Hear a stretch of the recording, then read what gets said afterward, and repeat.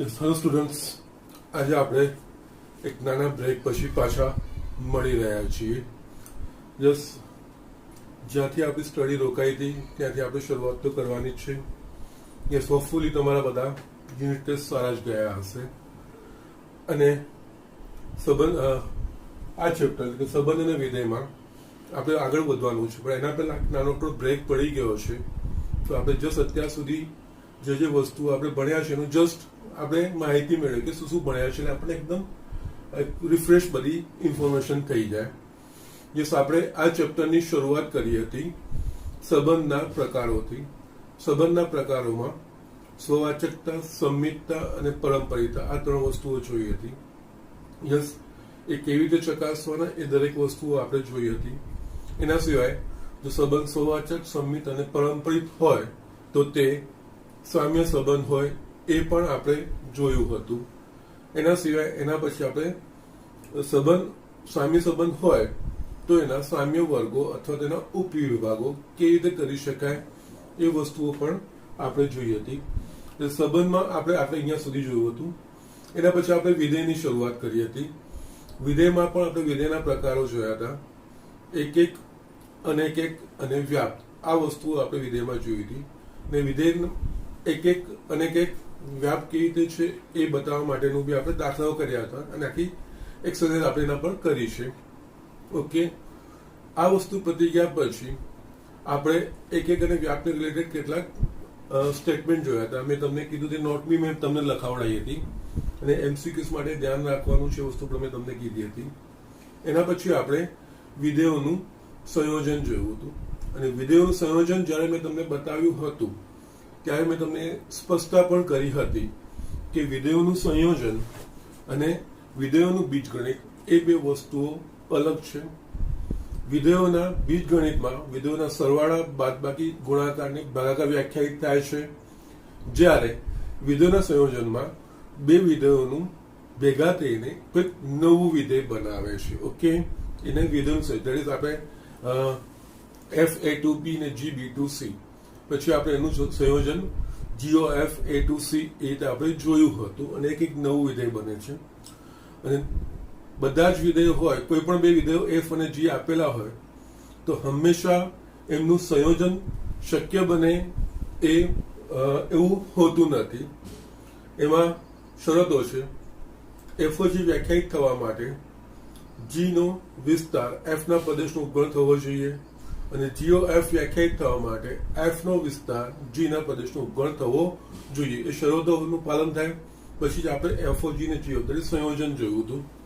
હવે જે આપણે ભણવાનું છે અને FOG ને GOF ના આપણે દાખલા પણ થોડા કર્યા, એના કેટલાક ગુણધર્મો પણ આપણે જોયા અને એના પછી હવે આપણે સંયોજન પરથી જ એક નવો કન્સેપ્ટ ભણવાનો છે અને આ કન્સેપ્ટ ખૂબ જ મહત્વનો છે અને આજે આપણે ભણીશું. આનો ઉપયોગ આપણે બીજા ચેપ્ટરમાં એટલે કે ત્રિકોણમિતીય પ્રતિવિધેયમાં પણ આપણે કરવાનો છે. ઓકે, તો અહીંયા આપણે જોઈએ કયો છે આ કન્સેપ્ટ, તો ત્યાં વ્યસંપન્ન વિધેય અને વિધેયનું પ્રતિવિધેય. ઓકે, નાઉ અહીંયા આ બધી વસ્તુઓની વ્યાખ્યા લખતા પહેલા હું તમને અમુક વસ્તુઓ સમજાવું છું. એટલે શું છે એકચ્યુઅલી આપણે એક્ઝામ્પલ લઈશું.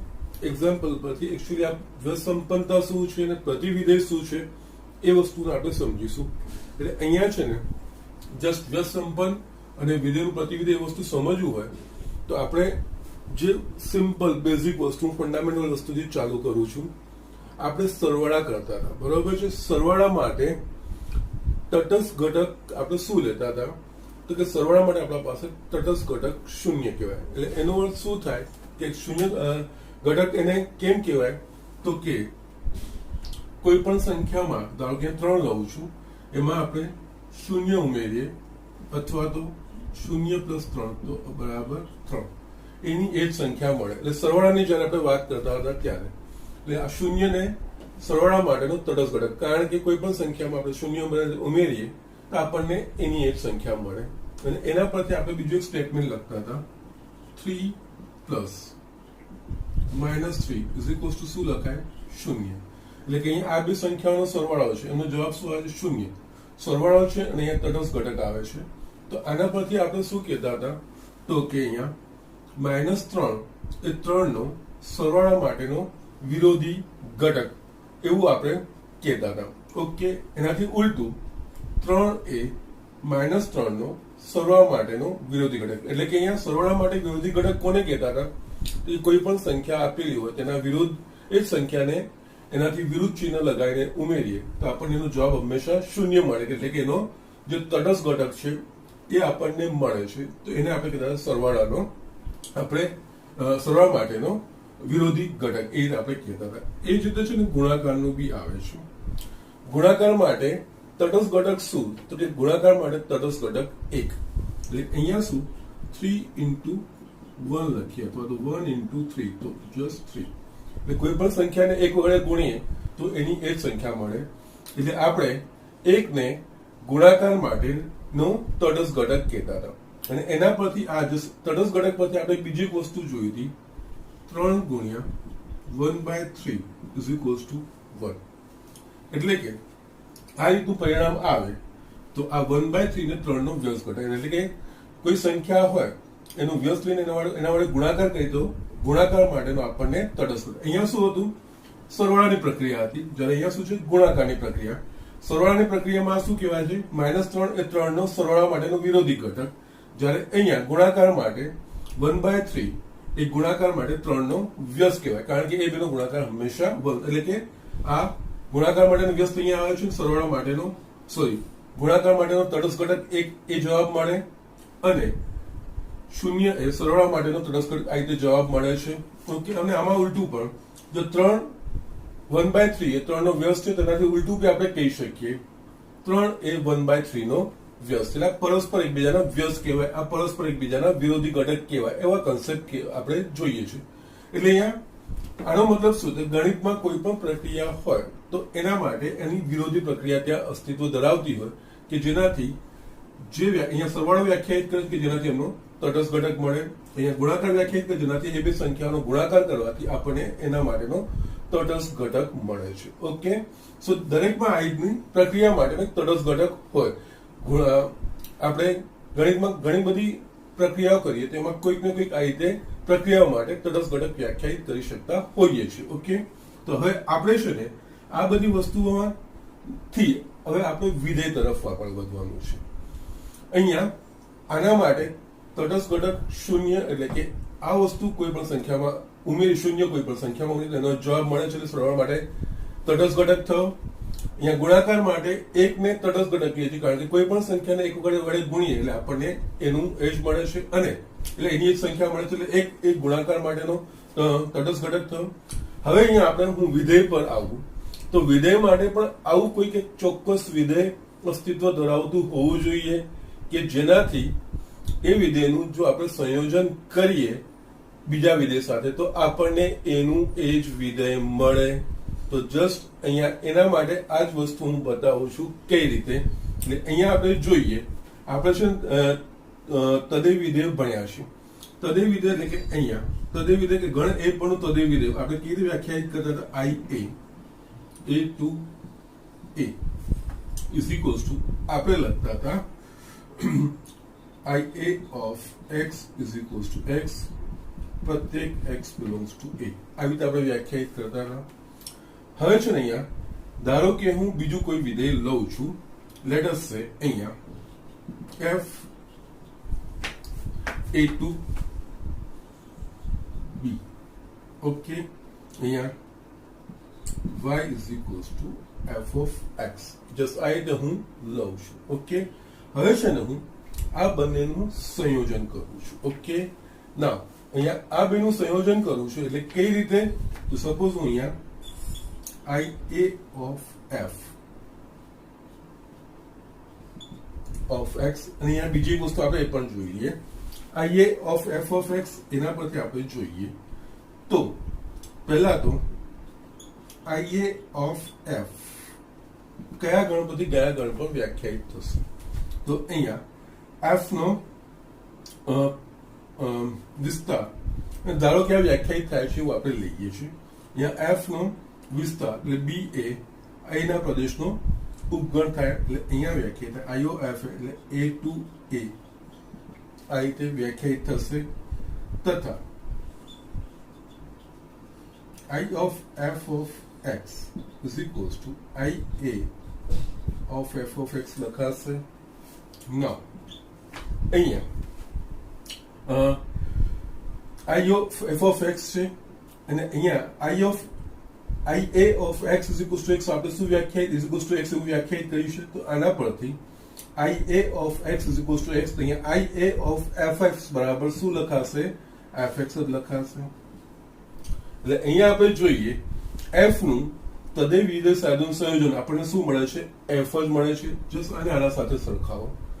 ગુણાકાર માટે તટસ્થ ઘટક કયો? 1. એનો અર્થ કોઈ પણ સંખ્યાને 1 વડે ગુણીએ તો આપણને એની એક સંખ્યા મળે છે, એટલે 1 એનો તટસ્થ ઘટક કહેવાયો. સરવાળા માટેનો તટસ્થ ઘટક શું? 0. એટલે કેમ? એટલે કોઈ પણ ઘટકમાં 0 આપણે ઉમેરીશું સરવાળા માટે તો આપણને એની એક સંખ્યા મળે છે, એટલે એ આપણને મળશે. એનો કહેવાશે તટસ્થ ઘટક. આ જ વસ્તુ મેં અહીંયા બે વિધેયો લીધા, એક તદય વિધેય લીધું અને બીજું f મેં વ્યાખ્યાયિત કર્યું.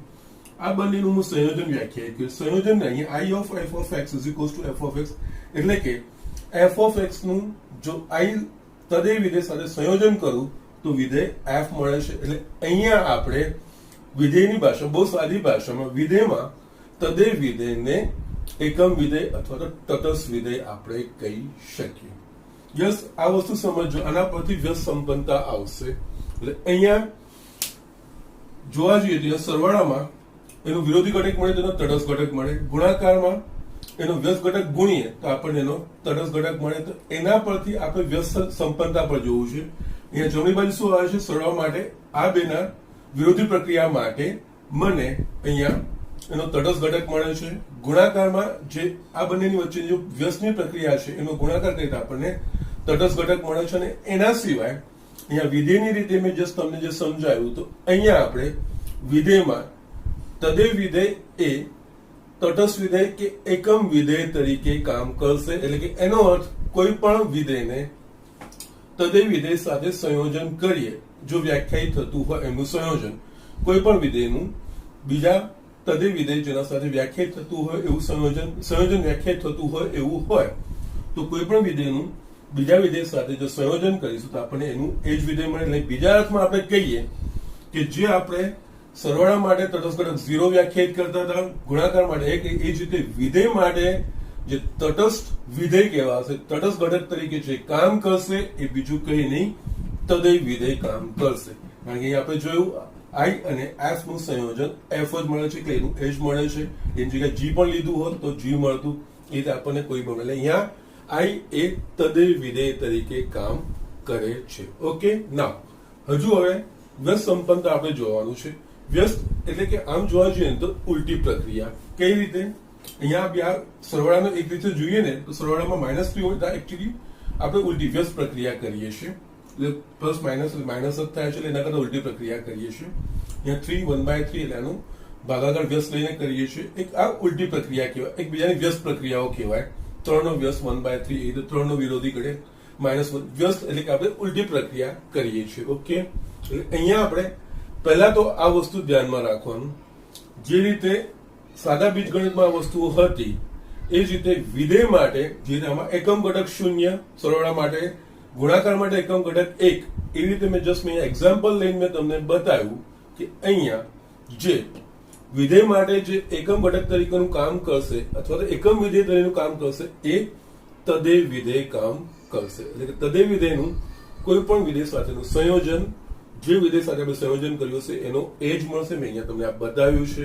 એટલે હંમેશા એ એકમ વિધેય તરીકે કામ કરશે. હવે વ્યસ્ત સંપન્નની જો મારે વ્યાખ્યા લખવી હોય તો એના પહેલા એક એક્ઝામ્પલ વ્યસ્ત સંપન્નની જરૂર કેમ પડે છે એના માટે આપણે એક વિધેયોના સંયોજન માટેનું એક એક્ઝામ્પલ લીધું હતું.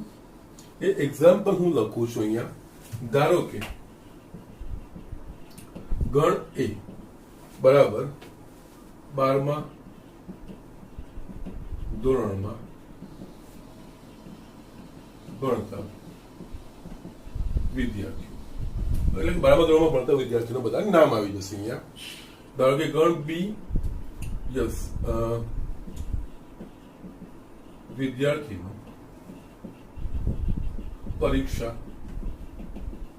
ક્રમાંક યસ. હવે અહીંયા જે પ્રોસેસ છે, 12મા ધોરણમાં કોઈ પણ વિદ્યાર્થી હોય એ પરીક્ષા આપે એટલે પરીક્ષા માટે ફોર્મ ભરે તેને એક પરીક્ષા ક્રમાંક મળે. દરેક વિદ્યાર્થી માટે એક પરીક્ષા ક્રમાંક આમાંનો હોય.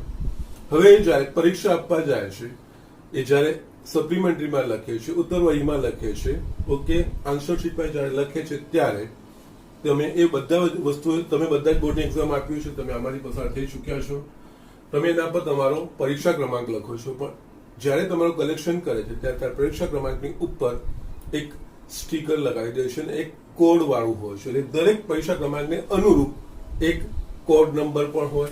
એટલે અહીંયા પરીક્ષા ક્રમાંકને સંગત સાંકેતિક code number, okay, just again. એટલે આ વસ્તુ અહીંયા જસ્ટ અપાર્શું લખું છું.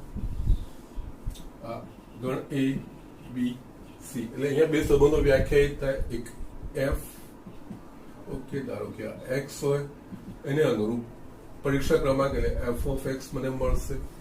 એ દરેક પરીક્ષા ક્રમાંકને અનુરૂપ બીજો આપણને વિધેય બનશે અહીંયા, જે આપણે G લખીએ તો અહીંયા G of f of x. દરેક પરીક્ષા ક્રમાંકને સાથે એક સાંકેતિક કોડ જોડાશે. એટલે અહીંયા છેલ્લે આપણે આનું સંયોજન આ કરતા હતા, G of f, ઓકે. એટલે આનો અર્થ પ્રત્યેક અહીંયા x એ શું છે? વિદ્યાર્થીનું નામ. f of x એ વિદ્યાર્થીને અનુરૂપ પરીક્ષા ક્રમાંક. G of f of x એ પરીક્ષા ક્રમાંકને અનુરૂપ એક સાંકેતિક કોડ. એટલે છેવટે આપણે શું કર્યું? દરેક વિદ્યાર્થીને સંગત એક ચોક્કસ સાંકેતિક કોડ A અને C ની વચ્ચે આપણે જોડ્યો. ઓકે. હવે શું છે? આ તો આપણે સંયોજનનું કર્યું. હવે જે આપણે વ્યસ્ત પ્રક્રિયા માટે જે હું તમને કહી રહ્યો છું એ શાના માટે અને કેવી રીતે અહીંયા થશે એ વસ્તુ આપણે અહીંયા સમજીએ.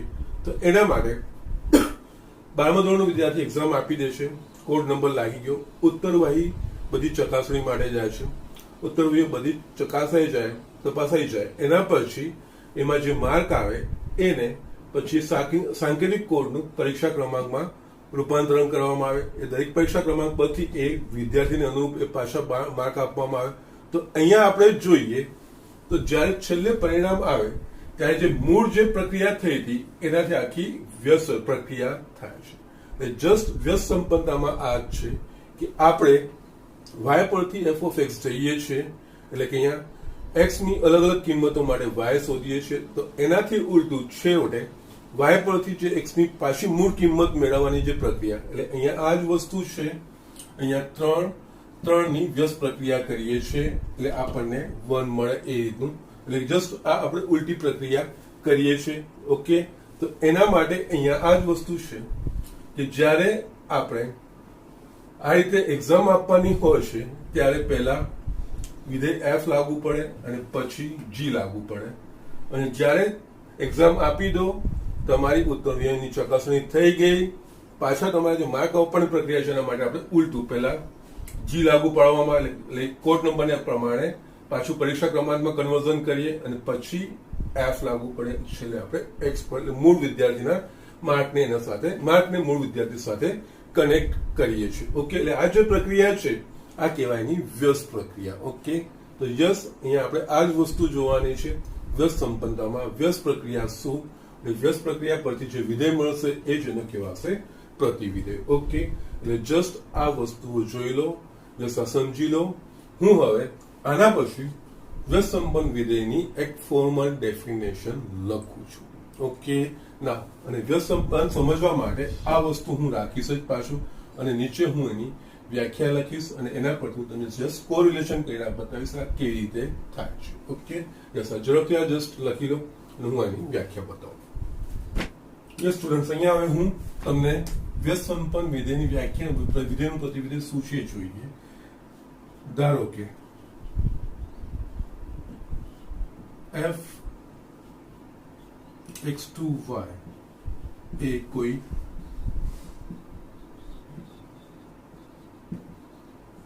વિધેય છે. જો કોઈ વિધેય g y2x એવું અસ્તિત્વ ધરાવે કે જેથી g of f x2x and g of f is equals to ix तथा f of g y2y f of g is equals to iy થાય તો વિધેય f ને વ્યસ્ત સંપન્ન વિધેય કહેવાય તથા g ને વિધેય f નું પ્રતિવિધેય કહેવામાં આવે છે જેને સંકેતમાં f ઇન્વર્સ f ની ઉપર -1 દ્વારા દર્શાવવામાં આવે છે. ઓકે, ના અહીંયા છે ને જે સામે ડેફિનેશન લખી છે, કોઈ વિધેય f x2y એટલે એનો પ્રદેશ x અને સહપ્રદેશ y છે, એ કોઈ વિધેય છે. તો આ વિધેયને અનુરૂપ બીજું કોઈક વિધેય g y2x એટલે કે અહીંયા જે f નો સહપ્રદેશ હતો આનો g નો પ્રદેશ થઈ ગયો અને x એ એનો f નો પ્રદેશ હતો આનો સહપ્રદેશ થઈ ગયો એટલે y2x g y2x એવું અસ્તિત્વ ધરાવે છે કે જેનાથી આ બેનું સંયોજન g of f એટલે f નો યસ અહીંયાથી શરૂઆત થવી જોઈએ f નો પ્રદેશ f નો પ્રદેશ શું છે x એટલે x2x અને g નો સહપ્રદેશ x2x અમે તમને સમજાવ્યું છે કે આ કેવી રીતે લખાયું g of માં ક્યાંથી ક્યાં વ્યાખ્યાયિત થયું મેં આગળ સંયોજનમાં આ વસ્તુ મેં તમને બતાવી છે એટલે અહીંયા તમને સમજાઈ જશે કે આ બેનું સંયોજન એ ix એટલે કે તદે વિધેય અને fog એ ગણ y પરનું તદે વિધેય થાય તો વિધેય f ને વ્યસ્ત સંપન્ન વિધેય કહેવાય. એટલે અહીંયા જે રીતે સરવાળા માટે આપણે કરીએ તો અને બીજું આ ડેફિનેશન આગળ બી બતાવી દઉં g ને વિધેય f નું પ્રતિવિધેય કહેવામાં આવે. અહીંયા આપણે જોયું કે સરવાળા માટે તટસ્થ ઘટક શું શૂન્ય, તો એ શૂન્ય વ્યાખ્યાયિત કરવા માટે આપણે 3 નું સરવાળા માટેનો વિરોધી ઘટક શું તો કે -3 એ રીતે વ્યાખ્યાયિત કારણ કે મારે તટસ્થ ઘટક અહીંયા લાવવાનો છે કારણ કે જે પ્રક્રિયા માટે તટસ્થ ઘટક હોય તો એ સંખ્યામાં શું એ પ્રક્રિયા હેઠળ શું કરવું જોઈએ કે જેનાથી આપણને એનો તટસ્થ ઘટક મળે એ એનો વિરોધી ઘટક કહેવાય. ઓકે, એ જ રીતે અહીંયા ગુણાકાર માટે આપણા પાસે હતું જ આ લખેલું જ છે, આ એક એ વ્યસ્ત ઘટક છે, એક એ તટસ્થ ઘટક છે. એ કેવી રીતે મળે છે 3 સાથે 1/3 એટલે આ બીજાને પરસ્પર વ્યસ્ત કહેવાય, આ બંનેને પરસ્પર વ્યસ્ત કહેવાય. અને મેં તમને આગળ જસ્ટ બતાવ્યું કે જે રીતે સરવાળા માટે તટસ્થ ઘટક 0 લઈએ છે, ગુણાકાર માટે તટસ્થ ઘટક 1 લઈએ છે, એ રીતે વિધેયમાં આ તટસ્થ ઘટકનું અથવા તો એકમ ઘટકનું જે કામ કરશે એ તદેય વિધેય કામ કરશે. એટલે તદેય વિધેય એટલે અહીંયા g અને f નું સંયોજન તદેય વિધેય થાય છે, g of f અને f of g. તો યસ g એ એનું પ્રતિવિધેય કહેવાય અને એનાથી ઉલટું બી કહેવાય, g એ f નું પ્રતિવિધેય કહેવાય. તો એનાથી આપણે ઉલટું પણ કહી શકીએ f એ g નું પ્રતિવિધેય છે. બંને પરસ્પર એકબીજાના પ્રતિવિધેય થાય અને આ બે પ્રતિવિધેયનું સંયોજન તદેય વિધેય થાય. એટલે આ રીતે વ્યાખ્યાયિત થાય છે. ઓકે, આ લખવાનું કારણ તો અહીંયા સંયોજન તદેય વિધેય એ વિધેય માટે આપણે એકમ વિધેય તરીકે તટસ્થ ઘટક તરીકે કામ કરીએ છીએ. જે અહીંયા છે સરવાળા માટે તટસ્થ ઘટક 0, તો આ 3 હોય તો -3 એનો વિરોધી ઘટક સરવાળા માટે થાય. ગુણાકાર માટે તટસ્થ ઘટક 1 છે તો 3 હોય, આ તો જસ્ટ મેં 3 લીધું, તમે બીજી કોઈ પણ સંખ્યા લઈ શકો છો. 3 તો યસ એનો તટસ્થ ઘટક 1 છે તો 1/3 એનો વ્યસ્ત છે, અથવા તો 3 એ 1/3 નો વ્યસ્ત છે. -3 એ 3 નો સરવાળા માટેનો તટસ્થ વિરોધી ઘટક છે, અથવા તો 3 એ -3 નો સરવાળા માટે. બંને અરસપરસ આપણે લખી શકીએ છીએ અને બંનેનું જે પ્રક્રિયા લીધી છે સરવાળાની તો એના પ્રમાણે તટસ્થ ઘટક આવે છે. અહીંયા ગુણાકાર તો આ બે જે એકબીજાના વ્યસ્ત છે એનો ગુણાકાર તટસ્થ ઘટક મળે છે. તો આ જ વસ્તુ વિધેયમાં તટસ્થ ઘટક તરીકે આપણે તદય વિધેય તરીકે લેવાય. અહીંયા જો બે વિધેયો હોય અને બે વિધેયોનું સંયોજન એ તદય વિધેય જે ગણ પર વ્યાખ્યાયિત થતું સંયોજન, અહીંયા જીઓ કયા ગણ પર વ્યાખ્યાયિત થાય છે તો એક્સ પરનું તદય વિધેય છે, અને એફઓજી કયા ગણ પર વ્યાખ્યાયિત થાય છે વાય પર, તો એનું તદય વિધેય આઈ વાય. જસ્ટ એટલે આ બે વિધેયનું અહીંયા જી અને એફ નું સંયોજન એ તદય વિધેય મળે છે. એટલે જી અને એફ એકબીજાના એ વ્યસ્ત સંપન્ન છે, અને એમનું જે જી એ એફ નું પ્રતિવિધેય કહેવાય, અથવા તો એફ એ જી નું પ્રતિવિધેય કહેવાય. આ ડેફિનેશન આ રીતે આવી. ઓકે, જસ આ વસ્તુ બેઝિક હશે ક્લિયર. તો યસ, આ વસ્તુ લખવાનું કારણ શું એ આપણને ખબર પડશે. અહીંયા હજુ પણ એક બે વસ્તુ હું લખું છું. યસ, એ જ રીતે એફ પણ જી નું પ્રતિવિધેય કહેવાય. જે અહીંયા આપણે લખ્યું ને જી એ એફ નું પ્રતિવિધેય છે, તો એ જ રીતે એફ એ જી નું પ્રતિવિધેય. એટલે કે આપણે અહીંયા આ વસ્તુ લખી શકીએ, જી બરાબર એફ ઇનવર્સ અથવા તો F is equals to G inverse. પણ આ ક્યારે લખી શકીએ?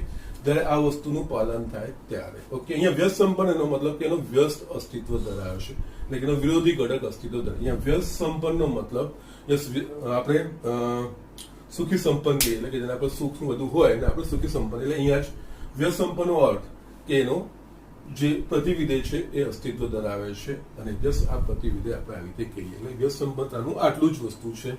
એટલે કોઈ વિધેયનું પ્રતિવિધેય અથવા તો વ્યસ્ત સંપન્ન છે એવું બતાવવાનું હોય તો જે વિધેય આપેલું હોય એનાથી ઉલટા સહપ્રદેશ અને પ્રદેશ વાળું આપણે વિધેય બનાવવાનું, અને એના પરથી બેનું સંયોજન, જે ગણ પર એનું સંયોજન જે ગણ પર વ્યાખ્યાયિત થતું હોય એ ગણ પરનું જો તદય વિધેય બની જાય તો એ વ્યસ્ત સંપન્ન છે એવું આપણે કહી શકીએ. ઓકે, અને આમાં બીજી પણ એક નોટ મારે જે લખવાની છે એ જસ્ટ અહીંયા છે. ઘણી વાર સંકેતો આપણે આગળ બી યાદ આવશે. જો એફ x2y એ વ્યસ્ત સંપન્ન હોય એટલે કે g y2x એવું અસ્તિત્વ ધરાવે કે જે GOF બરાબર IX તથા FOG બરાબર IY થાય તો F એ વ્યસ્ત સંપન્ન છે. ઓકે, તથા G ને F નું પ્રતિવિધેય કહેવાય. ઓકે, જેને સંકેતમાં F ઇન્વર્સ દ્વારા દર્શાવવામાં આવે છે. જસ્ટ અમે આ પુનરાવર્તન કર્યું છે, પણ જસ્ટ આના પરથી જસ્ટ મારે બીજી એક વસ્તુ લખવાની છે. અહીંયા યસ, આપણે લખ્યું છે GOF is equals two IX અને FOG is equals two YI, તથા આપણે એ પણ લખ્યું છે કે G is equals two F inverse. તો આ બધુંનો આપણે ઉપયોગ કરીશું. G ની જગ્યાએ F ઇન્વર્સ માટે આપણે લખી શકીશું F inverse of F is equals two IX. આનો અર્થ F inverse of F of X is equals two IX of X is equals two X. એ જ રીતે જસ્ટ FOG છે એટલે અહીંયા જસ્ટ હજુ બી આ વસ્તુ આપણે GOF ઇઝ ઇક્વલ્સ ટુ, એ જ રીતે અહીંયા FOG એટલે F ઓફ F ઇન્વર્સ, કારણ કે G બરાબર આપણે F ઇન્વર્સ લખવાનું છે, ઇઝ ઇક્વલ્સ ટુ IY. એનો અર્થ F of F inverse of Y is equals two IY, Y is equals two Y. આના પરથી આપણે એક સ્ટેટમેન્ટ લખી શકીએ. જો કોઈ વિધેય F નું પ્રતિવિધેય અસ્તિત્વ ધરાવતો અથવા તો કોઈ વિધેય વ્યસ્ત સંપન્ન હોય તો F of F inverse is equals to I અને F inverse of F is equals to I, એ રીતે આપણે લખી શકીએ. આ વસ્તુ પછી જે ગણ પર વ્યાખ્યાયિત થતું એના પ્રમાણે આઈ એક્સ આઈ, અહીંયા એક્સ અને વાય લીધા છે, જો એ અને બી લીધા હોત તો આઈ એ અને આઈ બી એ રીતે ગણ એ પરનું તદય વિધેય અને ગણ બી પરનું તદય વિધેય એ રીતે આપણે લખી શકતા હતા. Okay, so these are things. ઘણી વાર આ સંકેતો આવે. અહીંયા આ વસ્તુ બી આપણે ઉલટી ધ્યાન રાખવી જોઈએ કે જો કોઈ વિધેય વ્યસ્ત સંપન્ન છે અથવા તો કોઈ વિધેયનું પ્રતિવિધેય અસ્તિત્વ ધરાવે છે તો એનું પ્રતિવિધેય સાથેનું સંયોજન હંમેશા તદય વિધેય થાય. ઓકે, અને છેલ્લી નોટ લખો, જો વિધેય વ્યસ્ત સંપન્ન હોય તો તે એક અને વ્યાપ્ત હોય. ઇમ્પોર્ટન્ટ નોટ છે. જો વિધેય એફ એ વ્યસ્ત સંપન્ન હોય તો તે એક અને વ્યાપ્ત હોય તથા તેનું પ્રતીક પણ એટલે જો વિધેય એફ એક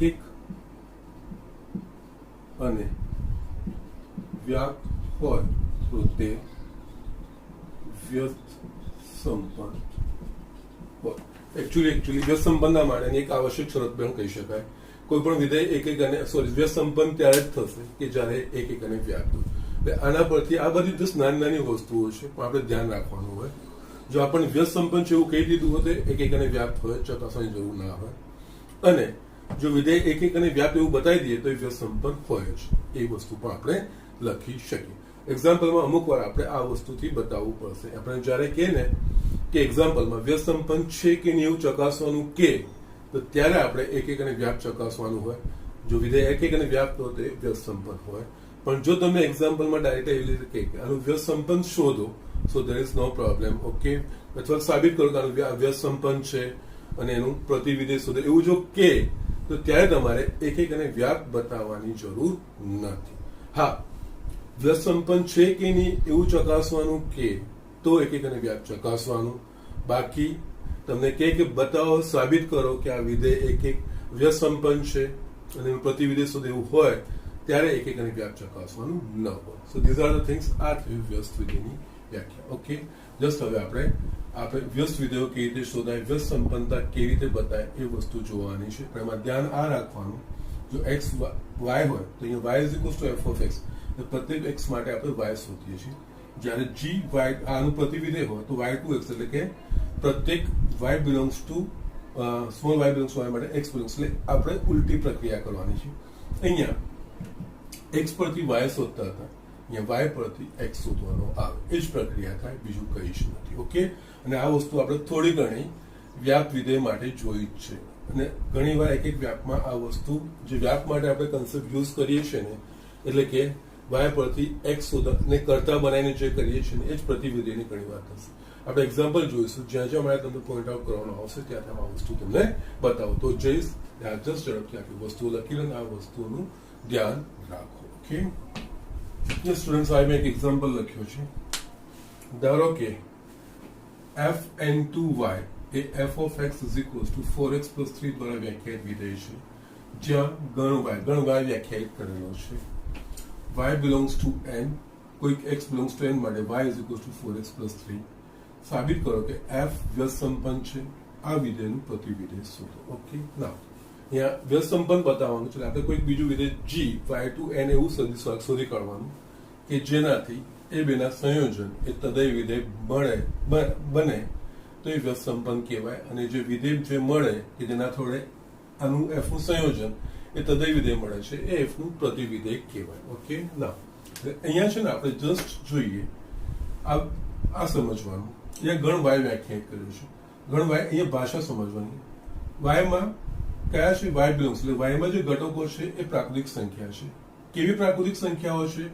તો કોઈક એક્સ બિલોંગ્સ ટુ, એટલે પ્રદેશમાં જે કોઈ પ્રાકૃતિક સંખ્યા હોય એના માટે આ સમીકરણ હેઠળ એટલે એક્સ ની ભિન્ન કિંમતો લઈએ પ્રદેશની, એના પ્રમાણે જે વાયના જે જવાબો મળ્યા એ વાયના બધા જ ગણો, બધા જ ઘટકોનો ગણ એ ગણ વાય કહેવાશે. એટલે ઇનડાયરેક્ટલી એકચ્યુઅલી આપણને y બરાબર આ પ્રદેશનો વિસ્તાર જ આપી દીધો છે, કારણ કે આના હેઠળ આ સૂત્ર અહીંયા f of x is equals to 4x plus 3 આપ્યું છે આપણને, એટલે અહીંયા આપણને f of x is equals to 4x plus 3 જેમ x નું મૂલ્ય બદલાશે પ્રદેશના ઘટકો માટે, એટલે કે અહીંયા પ્રાકૃતિક સંખ્યાના ગણમાંથી એના પ્રમાણે આપણને અલગ અલગ y ના મૂલ્યો મળશે, અને એ જ વસ્તુ અહીંયા વ્યાખ્યાયિત, બીજું કંઈ જ નથી.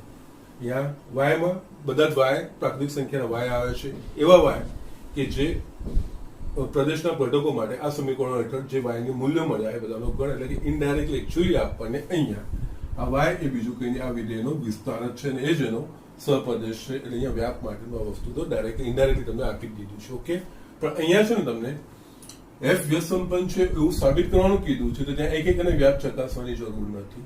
આપણે f ને અનુરૂપ f n to y ને અનુરૂપ આપણે બીજું કોઈ વિધેય g y to n એવું શોધવાનું છે કે જેનાથી એ બેનું સંયોજન તદે વિધેય થાય, જે ગણ પર વ્યાખ્યાયિત થતું હોય એ.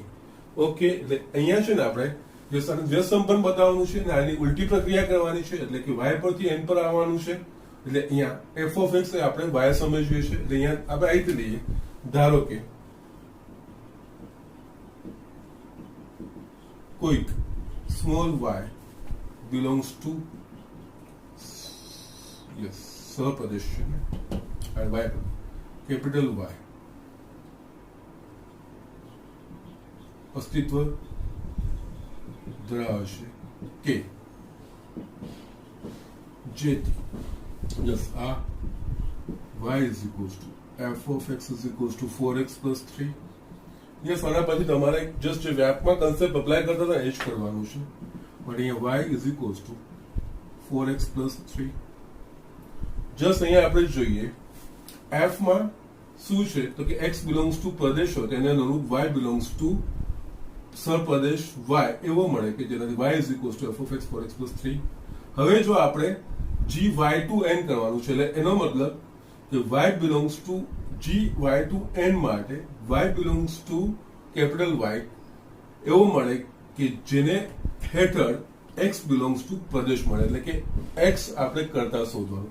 અહીંયા આપણે y શોધવાનું છે તો y કરતા હોય છે, x પરથી y. હવે એનાથી ઉલટું y પરથી x કરતા બને, આના પરથી x ને કરતા બનાવી શકાય, તો યસ અહીંયા 4x is equals to y minus 3 અને x is equals to y minus 3 by 4. Okay, હવે આ જે છે ને x એ આનો ઘટક એટલે પ્રાકૃતિક સંખ્યા બનવી જોઈએ.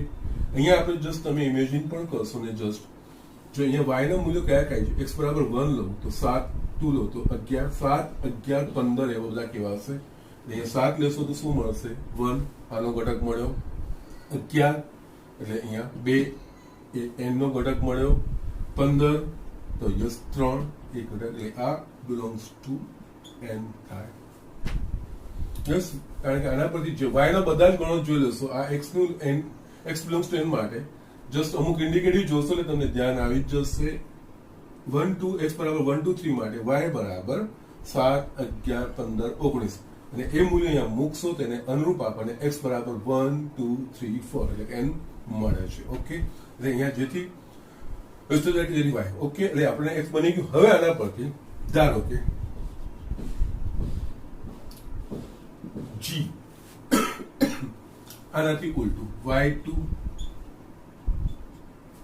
n. હવે શું છે, y to n છે ને, આના પ્રમાણે y belongs to g of y is equals to x, એટલે કે g of y is equals to y minus 3 બરાબર 4 દ્વારા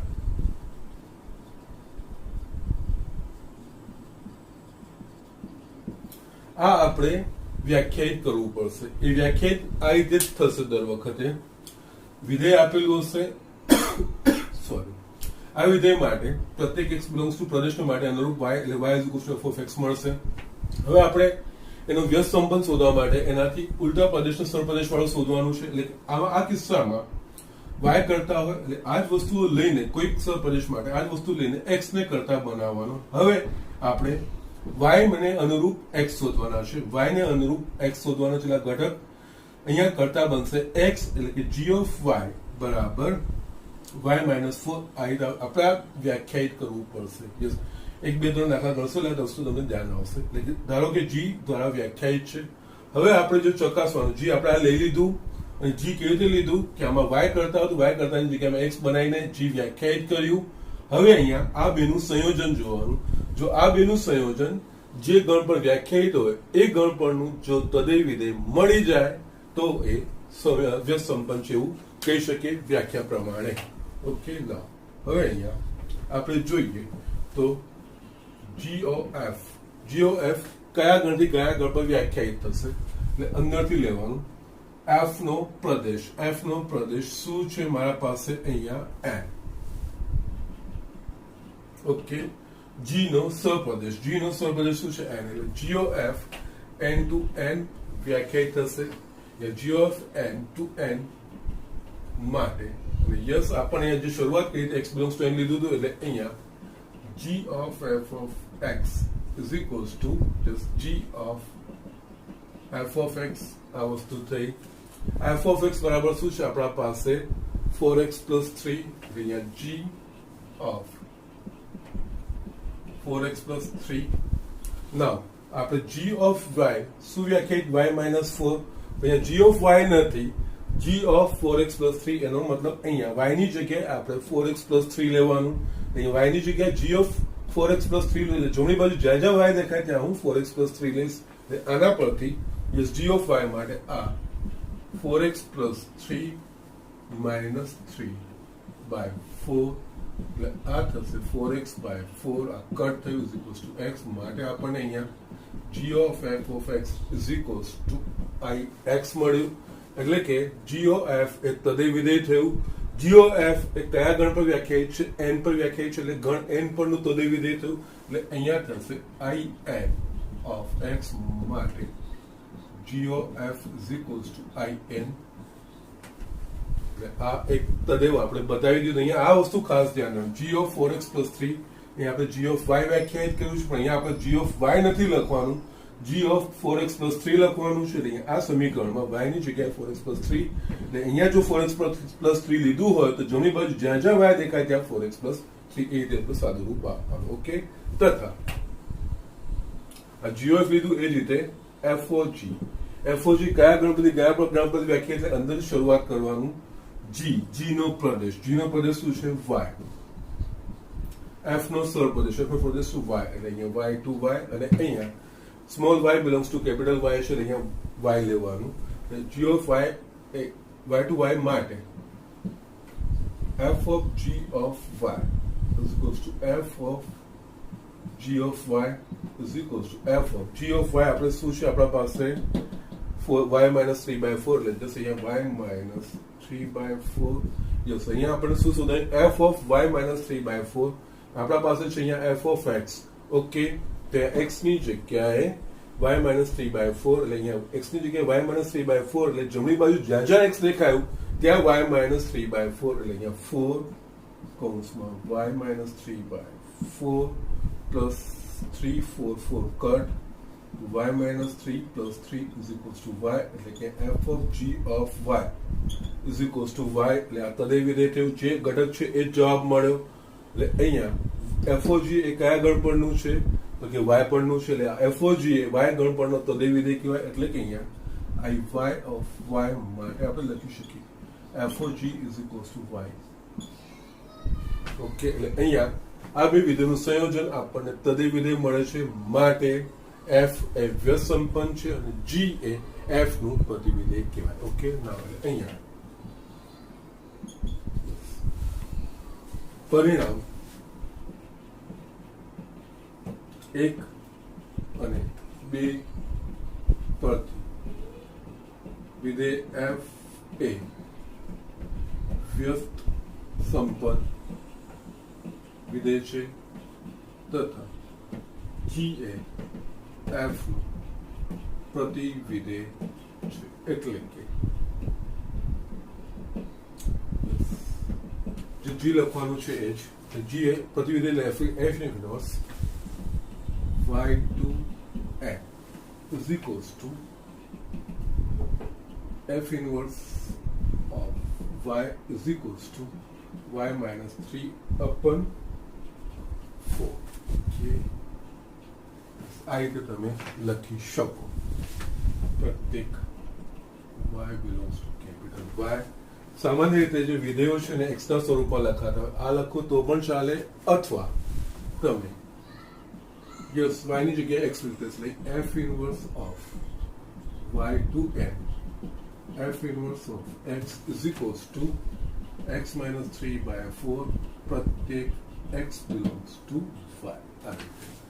સામાન્ય રીતે પ્રતિ વિધેયના જે વિધેયો આપણે x ના સ્વરૂપમાં લખતા હોઈએ છીએ y is equals to એના પ્રમાણે વસ્તુ બંનેમાંથી કોઈ પણ લખશો કોઈ વાંધો નથી એ બંને પહેલાને y માં રીતે એક્સપ્રેસ કર્યું છે અને x ના રીતે જસ્ટ સિમ્પલી y ની જગ્યાએ x મૂકીને આપણે લખ્યું છે બીજું કંઈ છે આ રીતે આ દાખલાઓ થતા હોય છે okay so just do it અને હજુ પણ આપણે બીજો એક દાખલો જોઈએ યસ સ્ટુડન્ટ્સ અહીંયા એક દાખલો બતાવ્યો છે લખ્યો છે ધારો કે ગણ y બરાબર n સ્ક્વેર જ્યાં n belongs to n ઉપગણ n એટલે અહીંયા y માં શું તો કે n સ્ક્વેર એટલે જે પ્રાકૃતિક સંખ્યાઓ છે એમના બધા જ વર્ગો એ ગણ y માં છે જે ગણ n નો ઉપગણ છે ઓકે ના ઓકે એ રીતે અહીંયા આપણે વ્યાખ્યાયિત કર્યું છે જસ્ટ ગણ y જ વ્યાખ્યાયિત કર્યું છે બીજું કંઈ નથી વિધેય f n to y f of n is equals to n square દ્વારા વ્યાખ્યાયિત કરો સાબિત કરી કે f વ્યસ્ત સંપન્ન છે ને f નું પ્રતિવિધ યસ અગેન અહીંયા f વ્યસ્ત સંપન્ન જેવું સાબિત કરવાનું છે લેખિક અને વ્યાપની આપણે જોવાની જરૂર નથી પણ છતાંય આપણે અહીંયા જોઈએ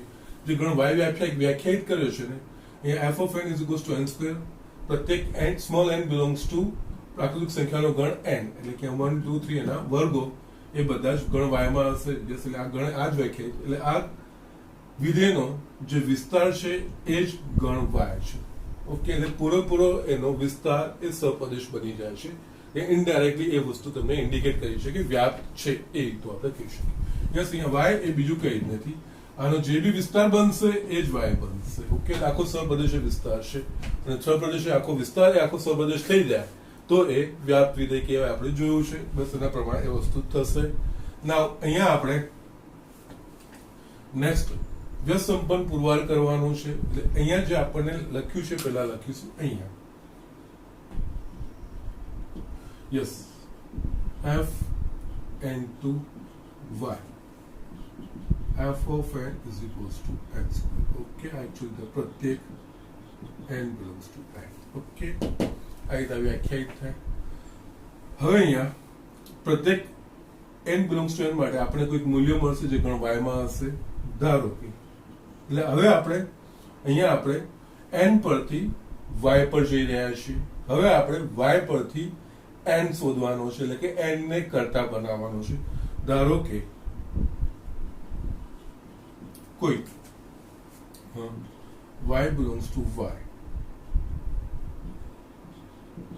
અસ્તિત્વ ધરાવે છે કે જેથી યસ આના પ્રમાણે y is equals to f of n is equals to n square y is equals to n square okay now આના પરથી આપણે n ને કરતા એટલે કે અહીંયા n square is equals to y લખાય now હવે આપણે જોયું કે y એ બધી જ વર્ગોનો ગણ છે ઓકે એટલે બધા જ વર્ગ થશે એનું વર્ગમૂળ કાઢવું છે અને n એ શું છે પ્રાકૃતિક સંખ્યાનો ગણ છે એટલે અહીંયા n ને કરતા બનાવશે મારે વર્ગમૂળ લેવું પડશે એટલે n બરાબર વર્ગમૂળમાં y યસ અને એ પ્લસ ઓર માઇનસ કેમ નથી મૂક્યું તો કારણ કે n એ પ્રાકૃતિક સંખ્યા છે એટલે હંમેશા ધન હોય which is below અને અહીંયા y બરાબર શું છે તો y બરાબર આખા ગણ આપણે જોયું તો કે બધી પ્રાકૃતિક સંખ્યાઓના વર્ગો એટલે કે 1 4 9 16 1 નું વર્ગમૂળ 1 2 નું 4 નું વર્ગમૂળ 2 9 એટલે n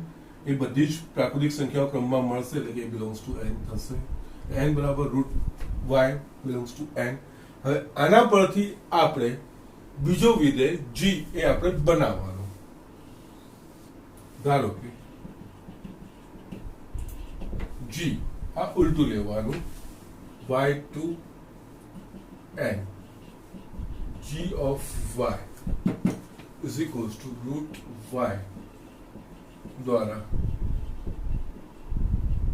વ્યાખ્યાયિત અને આપણને કિંમતો મળે પણ છે યસ અહીંયા વર્ગમૂળ લઈ કોઈ પ્રાકૃતિક સંખ્યાઓ મળશે એના દ્વારા વ્યાખ્યાયિત થાય y એ બધી જ વર્ગો છે અને એના વર્ગમૂળ એટલે બધા જ પ્રાકૃતિક સંખ્યાઓ છે એ રીતે વ્યાખ્યાયિત થાય છે. યસ, આ ઇમ્પોર્ટન્ટ સ્ટેપ છે એ આપણે આના પરથી ડેવલપ કરવાનું હોય છે અને દરેકમાં વસ્તુ કોમન જ આવશે. અહીંયા એક્સ અને વાય હોય તો યસ, અહીંયા Y is equals to F of X Y કરતા હોય, એના પરથી આપણે એક્સ કરતા બનાવવાનું અને એના પરથીનું ઉલટું વિધેય બનાવવાનું કે એ વ્યાખ્યાયિત કરવાનું. અહીંયા એક્સ અને વાય નથી, અહીંયા એન અને વાય છે, સંકેત એના પ્રમાણે અહીંયા એન, અહીંયા વાય બરાબર એન સ્ક્વેર છે. હવે એના પરથી એન ને કરતા બનાવો, એન બરાબર વાય ના સ્વરૂપમાં લાવ્યું, એ જ વસ્તુ આપણે કરવાનું. એટલે આ વસ્તુ અને પછી આ જી વિધેય વ્યાખ્યાયિત થશે. ઓકે, હવે બંનેનું સંયોજન એફ આપેલું છે, જે કરતા બનાવીને અહીંયા એન ને કરતા બનાવીને જે નવું વિધેય આપણે અહીંયા સ્થાપિત કર્યું, વ્યાખ્યાયિત કર્યું, એ આપણે કરવાનું આવશે, આપણા પાઠમાં આવશે અને આવી રીતે જ થશે હંમેશા. એ બેના સંયોજન જોવાના, જે એ બેના સંયોજન આપણને તદે વિધેય મળે તો એ વિધેય સ્વસંપન્ન છે એવું કહી શકીએ. હવે અહીંયા GOF કયા ગણથી કયા ગણ વ્યાખ્યાયિત થશે બહુ જ મહત્વનું છે. એટલે એ અંદરથી ચાલુ કરો. એફ એટલે એફ નો પ્રદેશ લેવાનો, એફ નો પ્રદેશ એન છે, બહારના પ્રદેશનો સપ્રદેશ એ પણ એન છે. માટે G of f of yes, અને આપણે અહીંયા n belongs to G of f of n. આ વસ્તુ ખાસ ધ્યાન રાખવાનું. xy લીધું તે પ્રમાણે xy, અહીંયા n અને y લીધું છે તે પ્રમાણે n અને y લેવાનું. અહીંયા small n belongs to capital N and small y belongs to capital Y છે. The G of f of n is equals to G of f of n. G of f of n શું વ્યાખ્યાયિત થયું છે? n square. Okay, yes. હવે આપણે શું વ્યાખ્યાયિત કર્યું છે? G of y is equals to root y, પણ અહીંયા G of y નથી, G of n square છે. એટલે અહીંયા આપણે y ની જગ્યાએ n square મૂકવાની, જમણી બાજુ જ્યાં y દેખાય ત્યાં n square, એટલે આની જગ્યાએ મૂકાશે વર્ગમૂળમાં n square is equals to આપણા પાસે મળશે n, એટલે કે આ થશે G of f of n. Yes, એટલે G of f of n is equals to G of f તદે વિધેય થયું. G of f કયા ગણ પર વ્યાખ્યાય છે? એટલે in પરનું તદે વિધેય થયું, એટલે in of n. માટે આપણે લખી શકીએ G of f is equals to in તથા FOG નું જોઈએ. FOG ક્યાંથી ક્યાં વ્યાખ્યાયિત થશે? અંદરથી. G નો પ્રદેશ પહેલા લખાશે y, બહારના પ્રદેશનો સપ્રદેશ y, y2 y. માટે FOG, હવે small y belongs two FOG of y લખવાનું. f of g of y, f of g of y આપણા પાસે શું છે? વર્ગમૂળમાં y. યસ, હવે આપણા પાસે છે f of n, પણ અહીંયા f of નથી, f of root y છે, એટલે n ની જગ્યાએ root y, એટલે જમણી બાજુ જ્યાં જ્યાં n દેખાશે ત્યાં root y, એટલે અહીંયા root y નો square is equals to y. માટે f of g of y is equals to y. Yes, એટલે f of g તદે વિધેય થઈ ગયું. f of g n પર y પર વ્યાખ્યાયિત છે, એટલે આ y ગણ પરનું તદે વિધેય. માટે f of g is equals to iy એવું આપણે લખી શકીએ. એક અને બે પછી જોઈએ કે આપણે જો G આ લઈએ છીએ તો એનું F સાથે સંયોજન તદે વિધેય મળે છે. માટે એક અને બે પરથી વિધેય F એ વ્યસ્તસંપન્ન વિધેય છે.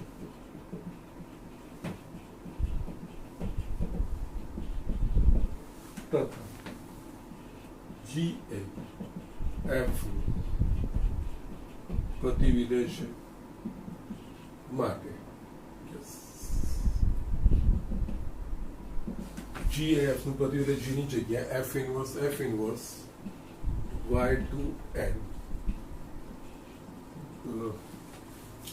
G ની જગ્યાએ આપણે f inverse જ લેવાનું છે, એટલે f inverse of y is equals to વર્ગમૂળમાં y, પ્રત્યેક y belongs to y, અથવા યસ ઘણી વાર x માં પણ આપણે એને લખી શકીએ. અહીંયા f inverse y to n, f inverse of x is equals to વર્ગમૂળમાં x પ્રત્યેક x belongs to y. કોઈ પણ ચાલે, કોઈ પ્રોબ્લેમ નથી. ઉપરનું સ્ટેટમેન્ટ બી લખશું તો એનો કોઈ પ્રોબ્લેમ નથી.